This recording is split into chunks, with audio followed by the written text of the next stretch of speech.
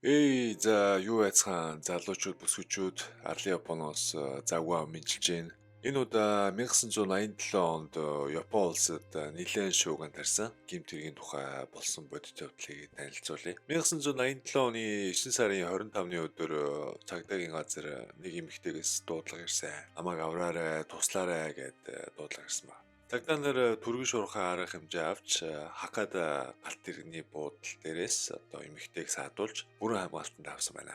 Энэ эмэгтэй 21 настай, түүнээс юу болсныг тодруулахад дөрвөн бүлэг залууд 10 хэдэн өдөр зодуулж хүчрхийлүүлсэн тухайга хэлнэ. Мөн түүний хайрт залуу нь одоо ч гэсэн тэдний гарт хүчрхийлүүлээд байж байгаа гэж хэлнэ. Цагдаа нар түргэн шуурхай хөдөлж дөрвөн залууг эрен сурвалжилж барьсан. Гэвч эмэгтэй найз залуу хаана байгаа нь мэддэхгүй, ор сургаггүй болсон байлаа. Энэ хэргийн гол эзэн Тамото Тацуя гэх 22 настай залуу байсан бөгөөд эмэгтэй болон түүний найз залуутай 10 жилийн нэг ангийн сурагчд байж. Өмнө болсон явдлаас үс санан тэднийг хүчрхийлэн гэмт хэргийг үйлдсэн байна. За ингээд болсон явдлыг эхнээс нь ярив. Хэргийг санаачлан үйлдсэн гол эзэн болох Тамото Тацуя Японы Кумамото мужид төрсэн. Аав нь Якузагийн бүлгийн гишүүн байсан байна. Тамото нь бага сургуульд ороод гэмт хэргийн хохирогч болох Уэда гэх хүүхэдтэй найз болно. Мөн хэргийн хохирогч болсон эмэгтэй тэдэнтэй нэг анги байсан байна. Уэда хүү Тамотог Тамочи гэж хож болгож дууддаг байж. Энэ хоёр хүүхэд жинхэнэ Иристис айлын хүүхдүүд байлаа. Уэда хүүгийн гэр бүл нь үйл хөдлөхөөрөнгийн бизнес эрхэлдэг нэлээд баян чинэлэг айлын хүүхэд байж. Энэ үед хоёр хүүгийн хооронд ямар нэгэн асуудал байхгүй, хоорондоо тоглож нөхөрлөн өсцгөөсөн байна. Ивч тэр хоёрын явах зам нь өөр байлаа. Тамото нь томрох тусам хэрэг дүүг тарьж гэмт хэрэг хийж хүүхдийн хориход хүртэл орсон байна. Харин баян айлын хүү их сургуульд орон номын мөрхөн амьдэрсэн байна. Хэдий багада ямар нэг муудалцаан байхгүй найзууд болж өссөн ч Тамото нь Уэдад маш их тийм дургүй байсан байна л да. Яагаад тэгэхээр Уэда арх согтуурлах ундаа хэрэгэлсэн үед зан нь шал өөр болж хуурдаг байсан ба. Тэрээр мөнгөнд байвал Якузаг бол яаж л хөдөлгөндөө гэдэг Тамотод хэлж байж.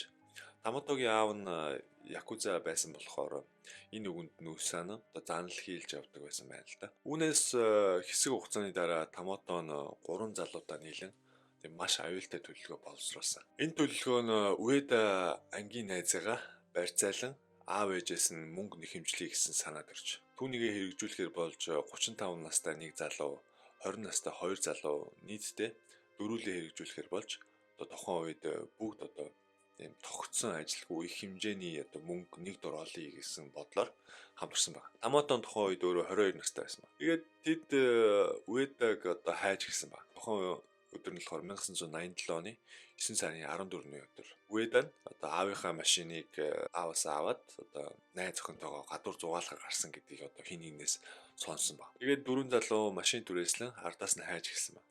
Энэ үед Уэда найз охинтойгоо машин барин Кумамото мужийн нэг цэцэрлэгт хүрээлэнд зогсож байхад нь олж ирээд Тамото Уэдаг машинаас нь дуудаж гаргаж ирэн машинаас нь холдуулсан байна. Уэда Тамотогийн багын найзтай байсан болохоор ямар нэг эргэлзээл сэжиг төрөлгүйгээр түүнийг дагаж явсан. Оройн 9 цаг өнгөрч байсан болохоор тас харанхуй байж л та. Тэгээд цэцэрлэгт хүрээлэнгээс гарангуут түүнийг дөрүүлээ барьж аван хавцлын ойролцоо ойд аваачин шууд зодож эхэлсэн байна. Найз байсан Тамото нь хүн төсөөлөхий аргагүйгээр зодсон байна. Эхлээд пивний шилээр толгойг нь хаг зөхөж унгаагаад ардаас нь барилгын блокоор хит удаа толгоор нь шийдсэн. Энэ үед Уэда багын найзаас нь Тамотог хочоор нь дуудаж надад туслаач гэж хэлсэн боловч түүнд ямар ч боломж өгөлгүйгээр амийг нь нэр доор нь хороосон байна. Амийг нь хороочоод далайн эргийн хавцлаас доошоо далаараа шидэж унгачаад тэгээд дээрээс нь барилгын блок мод энтер шидэж биеийг нь онсон байсан гэж байгаа. Аимшигтай тий. Уэдагийн амийг нь хороочоод машинтай хүлээж байсан найз охин дээр нь эргэж очин. Уэда амьд байгаа юм шиг хотын төвд Уэдатай уулзгаар болсон гэж худлаа хэлэн охиныг дагуулж авсан. Үүнээс хойш энэ охины хувьд одоо тамийн мэдтэй 12 өдөр хийсэн ба. Түүнийг дагуулan дөрвөн залуу эн тентгийн буудлуудаа хийсэн хүчрхийлж 12 өдөр болсон ба. Охиныг ерөөсөн ямар ч тийм цугтаалах боломж өгөхгүй. Дөрвөн залууны хэлэн одоо дөрвөн залуугийн хүчийг одоо яаж барах вэ? Охиныг барьцаалж явах хугацаанд амийг нь хөнөөсөн Уэдагийн одоо аав ээж рүү нэрээ 50 сая йен Монгол мөнгөөр одоо 1 тэрбум 250 сая төгрөг юм уу? Бэлнээр өг гэд одоо хүүгийн чинь барьцаасан байгаа гэд бэлнээр өг гэж одоо шаардсан дуудлага хийсэн ба. Тэгээд нэг цайны газар одоо тохироод те ирж мөнгө өг гэж хэлсэн боловч одоо тэр товлсон өдөр ирэхэд өөрсдөө одоо тэр цайны газар ирээг байна. Мэдээж ээж аав хоёр нь цагдаад мэдэгдэн одоо барьцаасан гих залууг одоо 90 сурвалж гисэн. Энэ үед дөрвөн залуу хүүхнийг дагуулсан аль хэдийн Токио орсон байлаа. Тэдний амьдарч байсан Кумамотогоос Токио нь бараг 1000 гаруй километрийн зайтай байдаг. Хүүхнийг барьцааснаас хойш 12 өдрийн дараа одоо сулсан ба. Сулсан шалтгаан анханасаа одоо Уэдаг алах төлөвтэй байсан.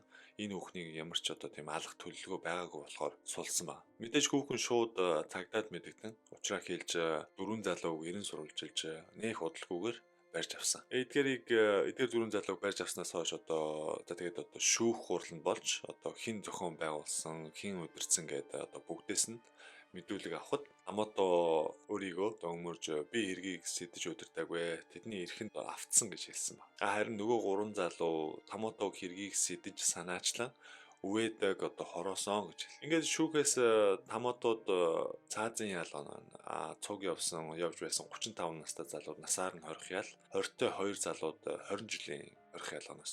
Ингээд Тамото шоронд ордог ч гэсэн түүний үйлцэн ирэг нь дуусаагүй бөгөөд шоронд байх хугацаанд ургахгүйр шийдсэн байгаа. Фукуокагийн шоронд хоригдож байсан үедээ тэнд нэг 35 настай шоронгийн харгалзагчтай танилцсанаа. Тэр залуутай адил нэг нутгийнх дээрээс нь хоёулаа жуудуугаар хичээлдэг байсан гэд нэлээд дотн танилцаж нэг өдөр түүнд Тамото өөрийнхөө орох төлөвөг ярьсан байгаа. Харин шоронгийн харгалзагч залуу итгэмээргүй юм хэлсэн энэ байлаа. Шоронгоос орох чинь туслая. Тэр яагаад ингэж бодсон бэ гэхээр өмнө Токиогийн тэр хавцаа одоо шоронгийн харгалзагч хийж байж. Гэвч ээж аавынх нь одоо биеийг муудаад гэрийнхээ ойролцоо одоо Фукуокад шилжиж ирээд ажиллаж байгаа нь энэ байж. Шинэ ажлын байранд одоо шинэ хүмүүстэй ажиллаад одоо маш их стресстэй дарамтанд ажилладаг байж. Ялангуяа дарга нь одоо байнга дарамталдаг байсан байна. Тийм болохоор Тамотог ороход нь туславал дарга нь хариуцлах хүлээн солигдох магадaltaй гэж бодон туслахаар шийдсэн байна. Тэгээд түүнд одоо 3000 йен дээрэс нь ороход туслах одоо замыг нь бичсэн цаас төмөр хөрөө зэргийг өгсөн. Тэр хоёрын төлөлгөө энгийн байсан. Төмөр хөрөөгөөрөө одоо өрөөнийхөө цонхны төмрийг хөрөөдөж гараад гадаа үлээж байгаа шоронгийн харгалзагчаас одоо ол савн зүгтаах төлөвлөгөөтэй байсан. Тэгээд 1996 оны 12 сард одоо төлөвлөгөөг хэрэгжүүлсэн ч одоо тухайн ажиллаж байсан өөр шоронгийн харгалзагчид одоо баригдан төлөвлөгөө нь одоо талаар болсон. Ингээд түүнд тусалсан шоронгийн харгалзагч одоо ажилласаа халагдахаас гадна 2 жил 6 сарын 20 ял авсан байна. Мөн тухайн үеийн шоронгийн харгалзагч 11 хүний одоо цалин хөлсийг хасаж шийтгсэн байна. Энэ хэрэг нь одоо үүгээр дуусаагүй бөгөөд шоронгийн орголт бүтэлцгүүцснээс хойш 3 сарын дараа шоронгийн дарга одоо өрөөндөө хайчаар одоо амиа орлох гэж үзсэн. Хэд удаа өөрийгөө зоосон боловч одоо түүнийг одоо хүн харан түргэн дудаж эмнэлэг рүү авч явсан. Шоронгийн дарга одоо өөрийн шорон орголтоо зохион байгуулсан, дээрээс нь одоо туслах гэж байгаад баригдсан шоронгийн харгалзагч нь одоо даргаас олж ийм юм хийсэн тухайгаа одоо бусдад ярьсан болохоор шоронгийн дарга одоо маш их стресс томж одоо амиа орлохоор шийдсэн. Тэгээ эмнэлэг түрэгдэж очсон ч тэр өдрөө одоо эмнэлгийн цонхноос үсрэн амиа орлсон. Ингээд Тамото гих нэг залуугаас болж олон хүн одоо маш их хохиролд орсон. Түүний цаазын ялыг 2002 оны 9 сард хийж гүйцэтгэсэн. Хэрэг болсноос хойш 15 жилийн дараа гүйцэтгэжээ. Ямар ч шинэ хэрэг ингэж дуусчээ. Харамсалтай. Санал сэтгэлээ хуваалцаад subscribe дараарай залуусаа. Баярлалаа.